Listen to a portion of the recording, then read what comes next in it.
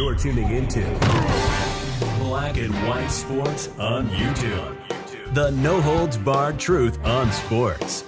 The main event starts now. Remember, we were actually going to make a video on this, and we did not, about the ESPN firing of Jeff Van Gundy.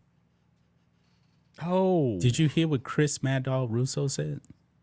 I heard he had a conspiracy theory around it, and I do have some things I can add to this for the sake of the conversation, because Bill Simmons and Ryan Russillo talked about Jeff Van Gundy getting fired this week, too, on the pod. Yeah. Mad Dog Russo, now, I believe he actually re-signed with ESPN to appear like once a week, so he's not a full-time ESPN employee. I don't think that a full-time ESPN employee would actually be coming out and saying this. Pretty much, Mad Dog Russo is basically saying that I'm pretty sure the media is going to call him a QAnon conspiracy theorist based on this. But he's saying that hey, the NBA told ESPN to fire Jeff Van Gundy.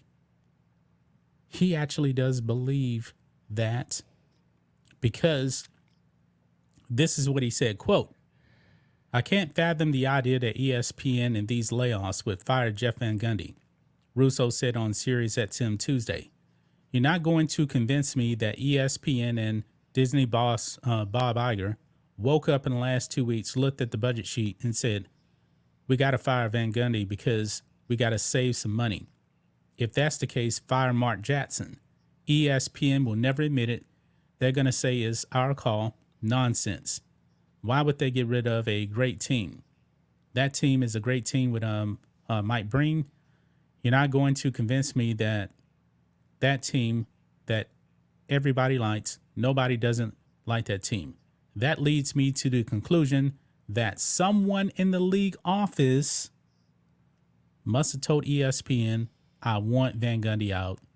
We all know he's biting.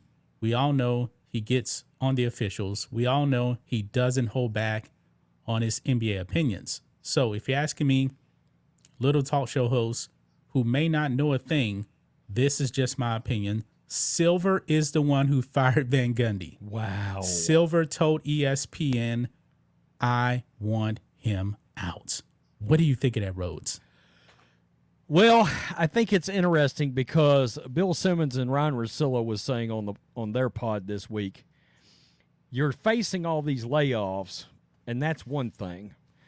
But how do you come into a personnel situation or personnel meeting where you're looking at all these people we need to get rid of, and you go, we literally have the best NBA analyst in the business under contract at our company, but somehow, some way you came to the conclusion you need to get rid of the best guy in the business doing the job, literally considered the best guy when it comes to breaking down NBA games, presenting it in a way that the audience understands, putting the audience sometimes one or two steps ahead of what's going on and what to expect and what to watch for. They were like, they couldn't believe it. They were floored because they were like, look, this guy is the best NBA analyst in the business. How could you make it a priority to get rid of him? Like what network says, you know what? We got Jim Nantz. You know what we ought to do? Let's get rid of Jim Nantz, calling the master. I mean, you know what I mean? It just right. Just whoever your John Madden would be a great example to use here. You got John Madden. You know what you don't do? Under any circumstances, let John Madden get out the building. You never fire John Madden. You let John Madden leave on his own terms. Now, I would really like to actually talk to Jeff Van Gundy. He actually lives in Houston. He's been living in Houston for like 20 years. A friend of mine used to work at a Sleep Number store. You used to see Van Gundy get coffee all the time over there. I wish I can actually talk to Van Gundy. If I run into him in Houston, I want to ask him, do you actually think Adam Silver got you fired? I really would. I would ask him that if I actually saw him. Do you think he would ever publicly acknowledge that, or even because there's Van rumors. Gundy? I don't think so. There's rumors out there that he might want to go back to coaching now. Actually, Now that he's not there, now his only other option, I guess, on a national scale, I mean, in theory, he could go to NBA TV, but truly on a national scale would only be TNT, correct? I mean, it's ESPN and TNT, and that's it, basically, far as national coverage that's going to get enough ratings. I mean, the NBA is on NBA TV, but the ratings over there are putrid, even for good games right, on NBA TV. So they're just not available in so many more homes versus TNT or ESPN, you know. But it's wild. I mean, don't get me wrong, there were some nonsensical layoffs. Don't get me wrong. Max Kellerman makes all the sense in the world. Makes all to the me. sense. They basically told him, "Hey, remember that afternoon show you got? We're gonna cancel that. Bring in Pat McAfee. Oh, your morning show. Yeah, we're not gonna do that anymore. You know what? They kind of treated they treated Max Kellerman like the guy from Office Space. Yeah, we need you to move your office over here. Yeah." Trying to put stapler guy way back down in the basement until he realizes that. That's what they did with Max Kellerman. He was a stapler guy. Yeah. Well, I mean, let's look at who we're talking about here. Yeah, we're talking about Max. It is what it is. Yeah. But now, David Pollack getting fired. Yeah, that didn't make any sense either. That made no sense at all right there. Yeah, I mean, I'm surprised we already don't have news that he signed with NBC or Fox Sports at this point. Yeah, because that's going to be a massive landing for somebody. Is going to be David Pollack and Jeff Van Gundy if TNT can get him, which is it's coaching or TNT. That's been the big rumor, obviously. Right.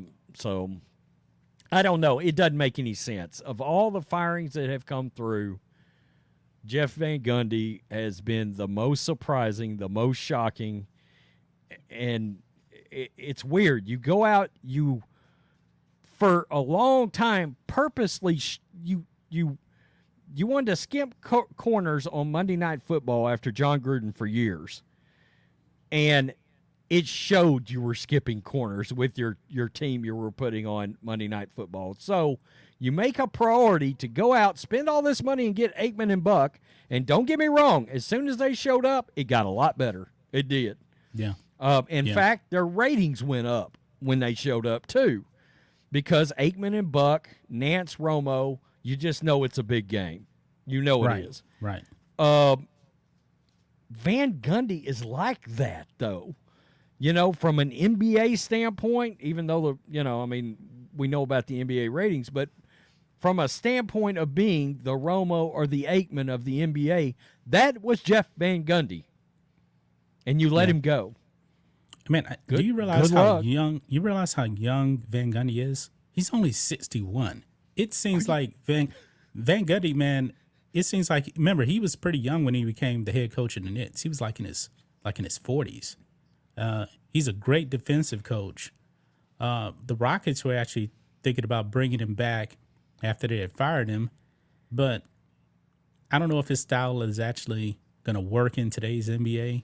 Remember, Van Gundy was one of those old school, we're just going to beat you up kind of coaches on defense because he knows defense, but the style of defense that he was coaching, man, you get thrown out of the game day.